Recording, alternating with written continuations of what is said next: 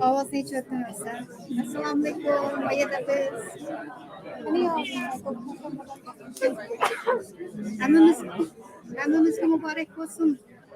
Mübarek olsun. Mübarek olsun. Bugün tarih ahliyatının uluk bir günü.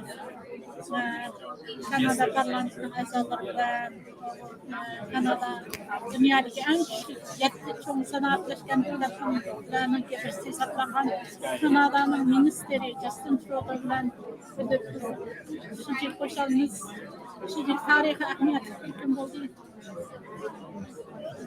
İnşallah bu umut nuri Xudoyim dursa, bizim Uyg'urlarning taqdirini alqishqayim chiqib qoldi deb o'ylayman. Kanadalı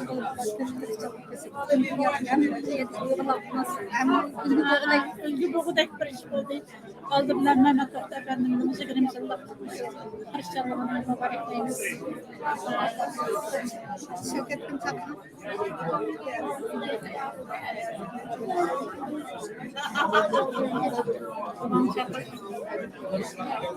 Sizga ko'p rahmat. Kanada uchun inshaalloh Yakındırak bir var. Assalamualaikum. Qaytadan selam qilay. Sharqiy Turkiston jamiyatining bosh raisi.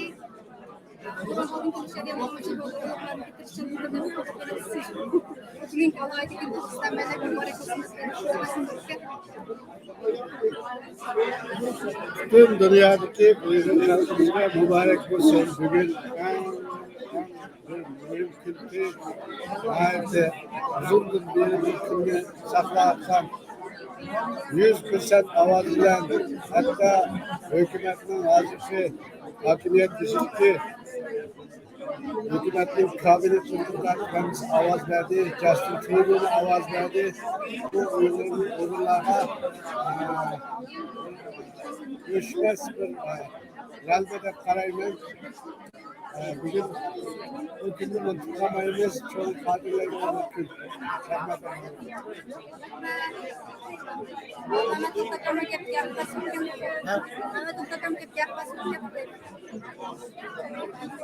Hemen toparlı bekliyorum.